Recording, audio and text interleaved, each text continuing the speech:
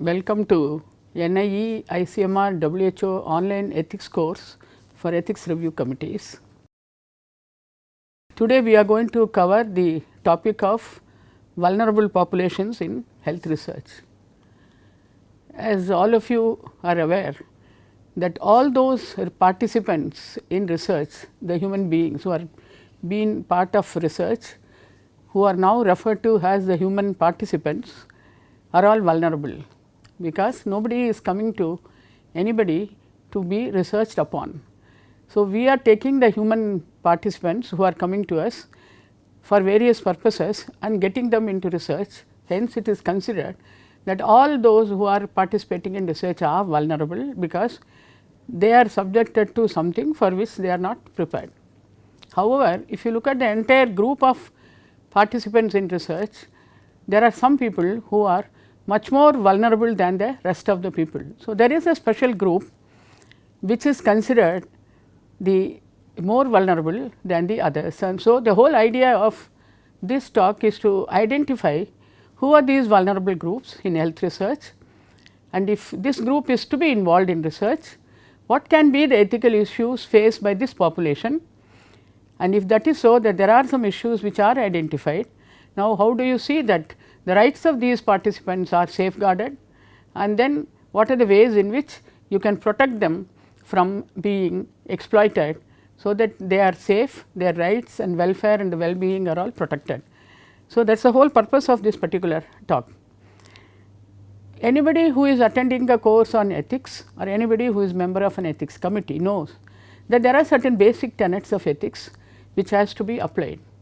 So, you all must have gone through a lecture series on what are the basic principles of ethics, and as you all know, the whole purpose is to see what are the individual's right to self determination, how do you protect their privacy and confidentiality, what is the kind of benefit risk or risk benefit analysis which is being done, at the end of which you think of that the whole there is a benefit is more than the risk.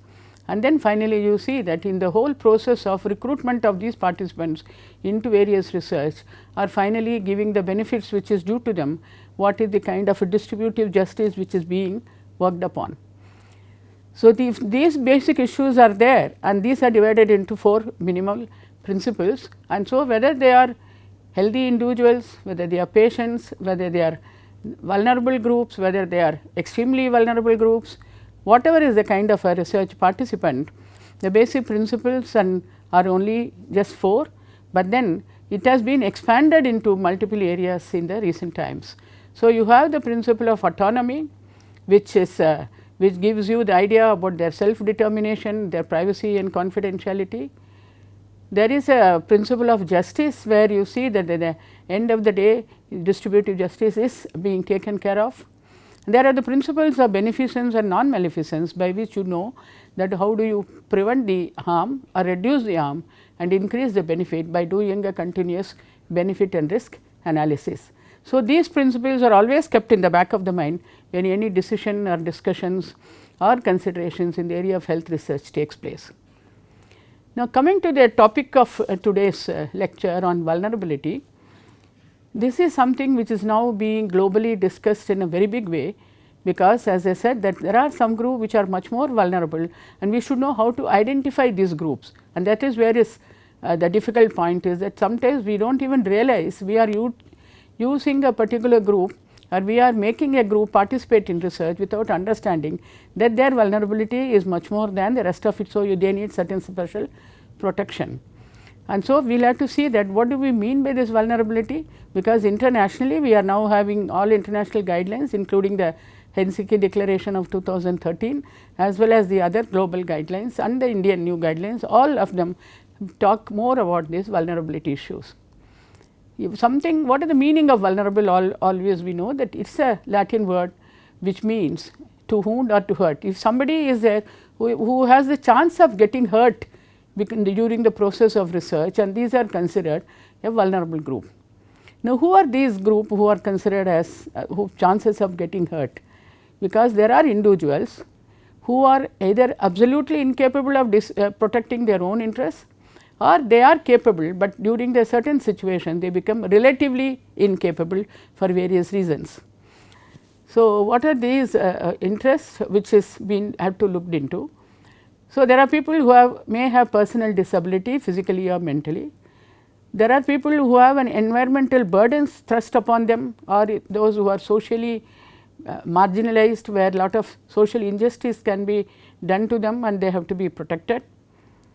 There are people who probably have an autonomous power to take decision, but they have a lack of this power. So, they are considered under the term those with a diminished power, in spite of the fact that they are capable of taking autonomous decisions. There are people who have the inability to understand and communicate, although they may be having their own queries, their own concerns, they may not be in a possibly condition to communicate those decisions. And there are people who just cannot prevent harm being done to them, because they do not even realize that there is a possibility of a harm and they have to be protected. So, the key principle in using the vulnerable population is that these are a group of individuals who probably may or may not be in a position to think of the best interest for them and protect themselves from harm. So, it is the responsibility of others who have to protect the interest of such groups or individuals, because they cannot do it on their own and they are in a compromised position. So, it becomes the responsibility of the various stakeholders in research, like researchers, the ethics committee members, the sponsors, the regulators, all those who are involved. They have to see that they have to take up certain responsibilities, so that this group is not harmed in any way. So, what we have to do is, as we say, that we have to first identify these people, the situations we know where there is a possibility of them becoming vulnerable. So, let us look into some of the individuals or groups who come under this category, who need special protection. Those who are economically disadvantaged, socially disadvantaged, as you can imagine, those who are very poor, those belong to various ethnic minority groups, and those who are going to social minority groups, and those who are unemployed, orphans, so the abandoned, those who are of course below poverty line, those who are easily influenced by others, those who are the fear complexes there, that if they do not participate they may be punished. So, this fear of retaliation makes some people agree, although they may think that it is not good to them. Children up to the age of 18 years, since who some of them may have the capability, but then they do not have the legal age to give their approval or a consent, and so they are considered vulnerable. If you look at women as a group, women are equal to men in everything. Women are not a vulnerable group in general. Women are as equal to men in everything, in participation, in taking decision, but however, there are certain situations where women are considered as a special group. Pregnant women, lactating women, women in a certain family setups where they do not have the authority to take decision, so that they even have been denied the access to health care, and for them to participate in research will be a very big question. So, women in certain special situations become vulnerable. So, we should not say that women in general are vulnerable, they are not, but yes, in special situations they need additional attention. There are many communities, marginalized communities, tribal groups who do not understand the latest ways of development and what is being done, and so they have to be explained, and they may have communication problem, there can be language problem with them, and they can have their own rules and regulations within which they operate, and then for them to accept and understand the external requirements will be difficult. So, one has to take care of them. In addition to that, if you look at the national and international scenarios, we have refugees, migrants, homeless individuals, there are people in conflict zones, those who are in riot areas, disaster situations, national calamities where people become subject to various difficulties, and when they have to participate, and definitely they are at a very much compromised situation. In addition to that, sometimes it is required that there are people who are cognitively impaired individuals, they are differently abled mentally and physically, who have to take part in certain research, because that research becomes very important for their own benefit, for their own progress, for their own good. If that is the case, you have to involve them, and one has to see that what is the additional precautions. Terminally ill patients are those who are in a disease, suffering from diseases which have no treatment, which have stigmatizing or rare diseases. They are ready to accept any challenge, they are ready to accept anything new without realizing that some of them may cause harm to them. So, they have to be well protected. And then of course, those who have an autonomous power to take decision, but they have diminished autonomy due to dependency or being in a hierarchical structure that they cannot say no to their superiors. So, you have the students, the employees, the subordinates, the defense service personnel, the healthcare workers, institutionalized individuals, under trials, prisoners, and this list can go on and on. So, these are the common groups which are considered those who are an autonomous adult capable of being taking decision, but they are not able to do because of their hierarchical system in which they are involved. So, what are the characteristics of these vulnerable individuals? They are socially, economically or politically disadvantaged, or they are being susceptible to being exploited. They are incapable of making a voluntary informed decision, or they are capable, they have the autonomy, but their autonomy is compromised, which is temporarily or permanently, but they have to be involved in research. For example, unconscious patients, individuals, or those who are differently abled persons. But then they are able to consent, but voluntariness is not there because of situational, where we saw the whole list of them. And then of course, there are some who may be unduly influenced by the expecting the benefits which may occur due to the research, without understanding that what can be the harm. At the same time also have the fear of retaliation, and this is another big group which is very commonly used as controls in many studies, and they are the normal healthy individuals. Sometimes they may agree without knowing that there can be some underlying harm that may happen to them. So, in this particular group of now a whole lot of individuals, we can't say that they should not be. Many people say that do not include vulnerable groups in research, they are very vulnerable, they are more vulnerable than others, why do you want to involve them? Okay. But then vulnerable populations, they have an equal right to be included, so that whatever benefit which is going to happen accrue because of the research is also applied to them, and they have a right to benefit from the advancements in science and technology. So, you cannot deny that group and say that just because they are vulnerable, do not recruit them. Yes, and there are conditions in which is very specific to this vulnerable population, and naturally in those conditions you can't just use a healthy volunteer or person which is who has some other illness. Just because this is a vulnerable group, you avoid them, then that means your research is not going to give you the rightful result which can be applied to the vulnerable group later on. So, in these kind of studies, vulnerable group has to be solely recruited, then that research should answer the health needs of that particular group, and so you cannot deny them the right to be taken as research participants. Of course, we always say in health research or in the research, participants must be empowered, they should be able to take decision by themselves, and that is why we say the principle of autonomy is to be applied. But when this vulnerable group, from whatever you have heard so far, understand this is a group which lack in this power of autonomy, either by themselves or due to the situational.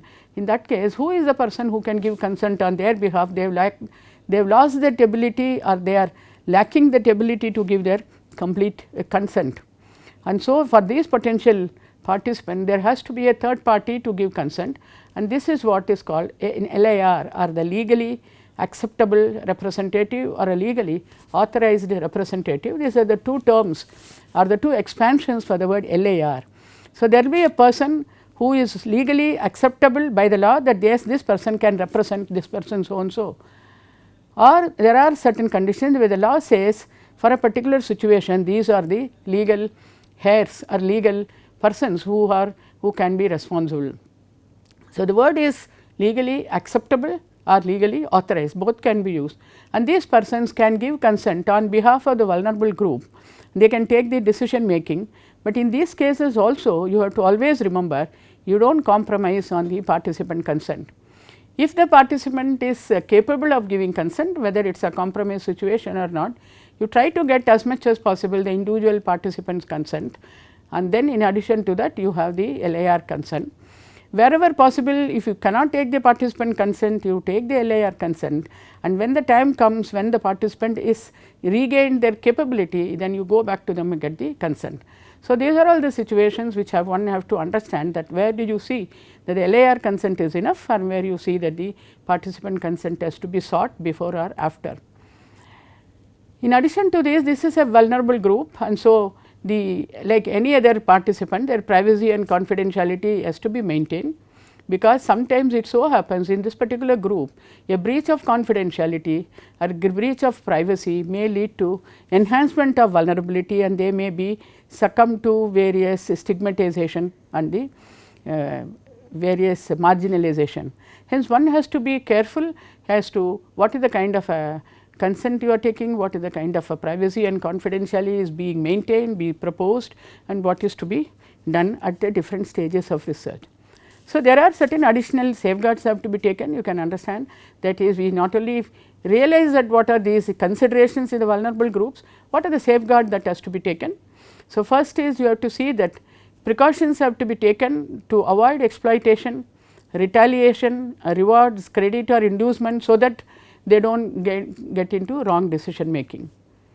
These are individuals whose autonomy is already compromised, and so the researchers have to justify why you are including them. As I said that you cannot exclude them totally, they need to be included, but then the justification for including this vulnerable group is to be always provided by the researchers and should be satisfying the ethics committee before they take up the give the approval for this kind of studies.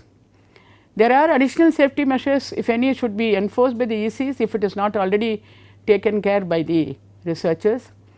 The informed consent process should be well documented. As we say that the individuals are not capable, you are having somebody else to do the consent on behalf of them. So, the entire informed consent process has to be properly documented. So, you know that no exploitation has been done to these individuals and everything has been taken care of well. So, there should not be any undue coercion, there should not be any incentive, and they should always remember that although they are a vulnerable group, although somebody else is giving a decision, a person's refusal to participate should be respected. Unless it is going to do them harm by not participating, the refusal has to be respected. So, the risk minimization strategies have to be well planned, it should be put in the proposals, get the approval of the ethics committees, it should be properly executed and it should be monitored throughout the research. So, that you know that every stage wherever there is a possibility of risk, that risk minimization strategies are put in place. In addition to that, if there are other support systems are required, for example, if person needs counseling before taking decision, if you want to see that in sometimes in groups which are very new like tribal groups, you have to have a peer consultation before getting into the study. So, that you consult the tribal groups, you consult the particular community advisory boards, ask their opinion and then recruit them, so that they know that their peers have consented to be part of it, and that is why they have been approached to give the consent for any particular study. So, these additional safeguards have to be put in position. Now, when everything is put in position, there are it is a responsibility, it is a totality of risk. In ICMR guidelines, we always talk about totality of responsibilities. The responsibilities does not just rely with poor researchers alone, and because they are doing research and they are responsible, no.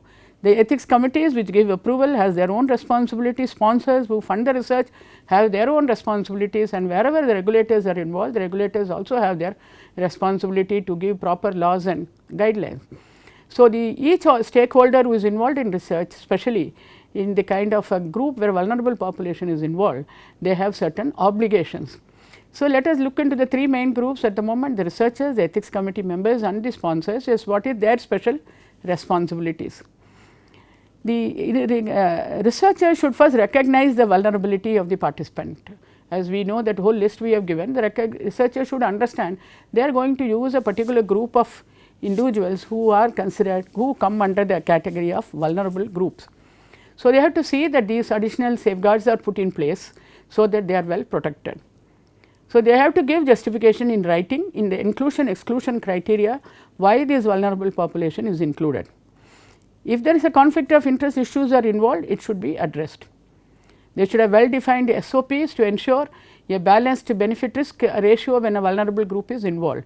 So, there has to be a separate SOP for vulnerable group, which is now included in the new guidelines, that you have to see that what are the requirements for a vulnerable group, and every institution where the chances of recruiting the vulnerable group is there, and they have to have the separate SOP for vulnerable population.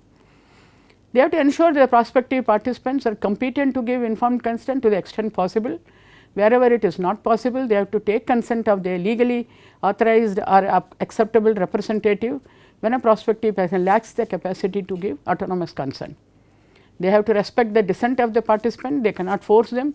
If somebody says no, it is a no. So, you cannot force them.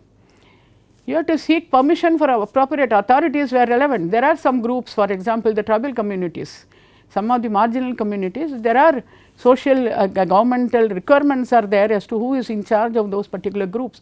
So, you have to take appropriate approval from those authorities before getting into these particular communities, and the research should be conducted within the purview of existing relevant guidelines and regulations. So, one has to be thorough of what are the current regulations for different groups. There are different laws are there for using children, there are different laws are for mental health law, we have laws for tribals, we have so many laws.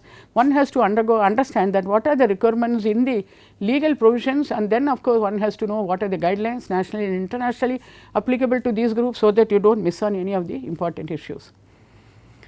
When it is come to the ethics committees to whom these proposals are submitted, of course, the main responsibility seems to ethics committees. This whole the teaching series is for ethics committees, because at the moment, in the absence of a bioethics education which is globally happening in this country, the ethics committees are given the full responsibilities. So, they have to understand what is the kind of review that they will do when a proposal on vulnerable group is submitted.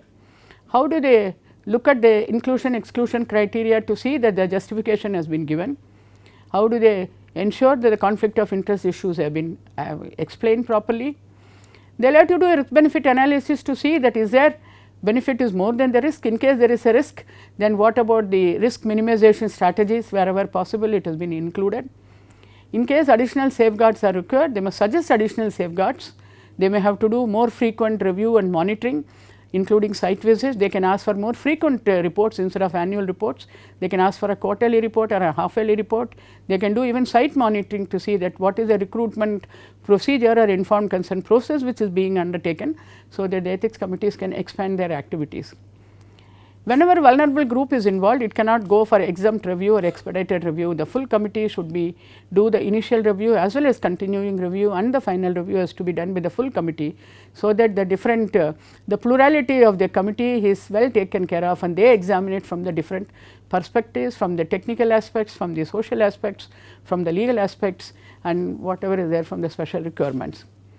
So, it is desirable to have an empowered representation from the specific population even in the ethics committees. So, you can have additional members in the ethics committee belonging to those vulnerable group, so that they can speak on behalf of the vulnerable population, and they can understand the difficulties, they can understand the risk and the benefit which is being offered to them. They should exercise caution and require researchers to justify exemptions, departure from the guideline. In case they want to do, they are forced to do certain departure, then they have to explain and they have to be satisfied that these departures are allowed, and then to the extent and do proper monitoring. EC should ensure that these exceptions are minimal and they are clearly spelled out in the informed consent document, and the EC should also have their own SOPs for handling proposals involving vulnerable populations, and they have to check that all areas are covered in this particular SOP. Similarly, sponsors who are funding this kind of research, whether they are government or an institution or a pharmaceutical company, they should, or then international agencies, they should justify the inclusion of vulnerable groups in the protocol and make provisions for protecting their safety. The sponsor must enable monitoring and ensure that procedures are in place for quality assurance and quality control, and the sponsor should ensure protection of participants and research team if the research is on sensitive topics. The sponsors have the overall responsibility to see that when this group is involved and they are going to do the funding, they have to see that everything is taken care of by the researchers, by the ethics committees and the sponsors themselves. If you look at special groups now, as I said, women as a vulnerable group is there only in special groups. Women in general are equal to men, and they have equal right to participate in every aspect. But if they are pregnant women where the issue of the child in utero is involved, or lactating women where a child who is breastfeeding is involved, or the woman in the reproductive age group where something goes wrong, the future progeny or the future the pregnancy may be affected and they have to be taken special care. And so, this is a group where it is not just one person is involved, it is also involvement of another child is involved, and the other involvement of the future generation is there, and so they have to be given special care and see that all procedures are put, and you have enough evidence to show that this particular group should be involved in research, and without that you cannot get the right answer. At the same time, no harm is being done to them. Now, children up to the age of 18 years, now they come under the category of children. At the same time, they have different capabilities. as per the law, since the children up to 18 years, they do not have the legal age for consent. So, they should one has to understand that what is the essentiality of using these children in this type, it should be examined. The EC should do that, whether the benefit is more than the risk to the child, and is the research being done in a child friendly environment, and children up to the age of 7 are not able to give consent. So, the parental consent is taken. The children above the age of 7 are on a different stage of development, either you can take a verbal consent from them, or you can take a assent of the child in writing, and also have a consent of the legally authorized representative. So, one has to go into the details of what kind of a assent and a consent have to be taken when children are involved in this kind of research, and you have to say that whether these children wherever the written consent, what should be the language, how simple it should be for a child to understand, has to be verified by the ethics committee. So, there are additional protection has to be done for the children, and so the whole area is seen that the children are not deprived from this advantage of research. At the same time, they should be well protected as when they were used, and so we have now separate guidelines for pediatric research in this country. We not only have guidelines, national guidelines for ethical guidelines on biomedical research in general, we also have a separate guideline for pediatric age group. One has to consult both these guidelines when taking of children for research. So, when you are taking the assent of the child, and then as I said that the children above the age of 7 are capable of giving assent. So, it can be, they have to be explained. So, it can be a verbal or an oral assent, it can be a written assent, you have to document everything, and then you have to have proper witnesses, you have to have proper LAR, and the language has to be simple for the child to understand. Similarly, there are groups which are tribal or marginalized communities, where you can have lot of issues which already have been explained are there, and so you have to take the additional precaution of getting proper approvals, involving them, making them understand in the language they can understand, and then seeing at every stage no harm is done to them. Ultimately, benefit goes to these communities. There is a new group of sexual minorities and sex workers who have been getting involved in various kind of research in these days, and one has to see that there is a lot of privacy, confidentiality, stigmatization, discrimination, exploitation are all happening in these vulnerable groups, and one has to be very careful, and the different people who are involved in this have to be well aware of the issues, so that it is all taken care of. Of course, when we come to the lack of autonomy to give consent, the most important group is those individuals with the mental illness or cognitively impaired or affected individuals. They also have to at times participate in research for their own benefit, and sometimes they have to be along with the other general population, because the research is going to benefit them also in a common way.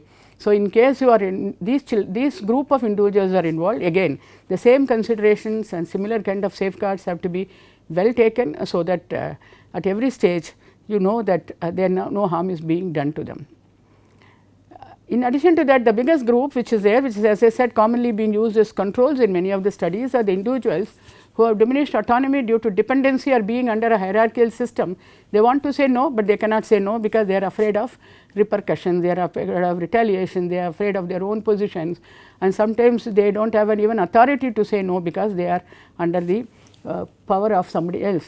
So, again same thing, that this is a group which has to be taken special care of, and one has to have a mechanism to avoid coercion due to being a part of a institution hierarchy, and they should be described in the protocol that how are you going to take care of the issues which are there, because they are going to say yes because of fear of authority, and how do you remove this fear and making them say yes or no, because thinking that it is going to how it is going to affect their own health and the harm is not done to them.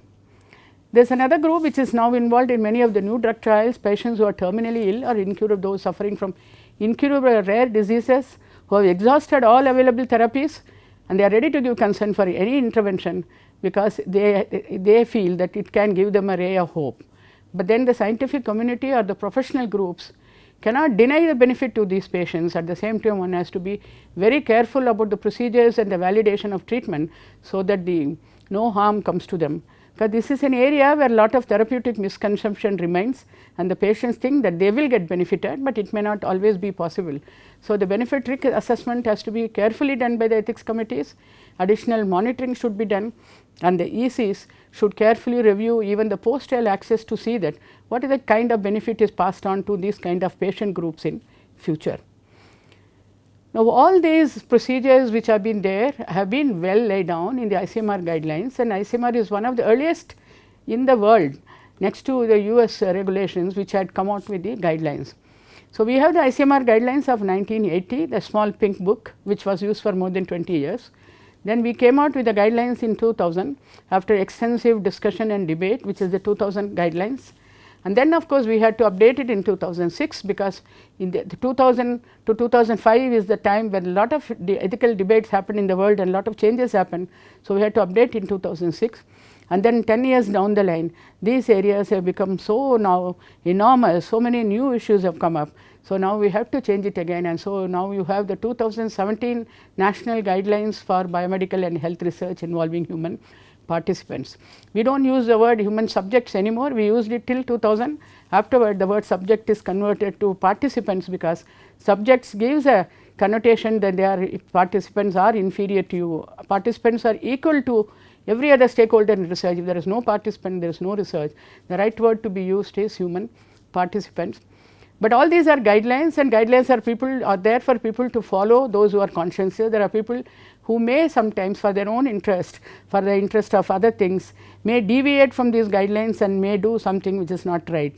So, you require a legal control of this kind of an activity. So, we have been trying to bring out the biomedical research bill, which was submitted earlier to the government in 2007 as Biomedical Research and Human Participant Promotion and Regulation Bill, which has now been revised, and we are expecting by the end of this 2017 or early 18, Biomedical and Health Research Bill will be available in this country.